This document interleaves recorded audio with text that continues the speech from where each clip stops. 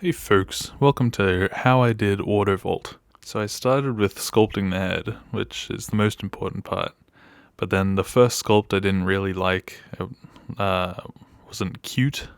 The second head I sculpted was more cute. I sort of took inspiration from the way that Worthy Kids models their heads, the eyes specifically. And of course a big difference would be the hair. That's just 3 or 4 pieces of clay sculpted around the head. Then I did a basic model of the body using just like basic cube subdivided and put into the shape of a little character. The environment is basically pointless. Just a floating island. There's some dots around to make it look a bit more visual. And very large shadows cast by giant basic shapes just out of frame.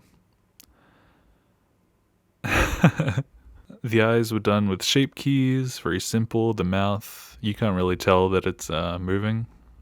I wanted a bit of a contrast between the head and the body. So I animated the head on ones, and then the body was just like smooth animation.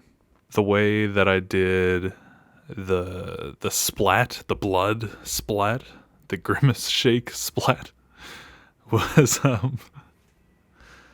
pretty simple. I just actually first the sprout, the spray from the head, the neck, was done using metaballs, which I just shifted around each frame. Didn't really look as good as I was hoping. And then the splat itself was just like a basic subdivided cube with a bunch of little, just like icospheres that surrounded it. It looks pretty good for a splat. And then I think I just used animal for when the head lands on it and added a few more basic shapes. The sound effects were all pretty low quality. My friend sent me a big CD pack of sound effects, so I wanted to use some from that. And then they were all sort of the same quality as 90s shooters, like Blood or Duke 3D, so I used sound effects from Blood and Duke 3D. The music is not very good, but I decided to add the music for some reason.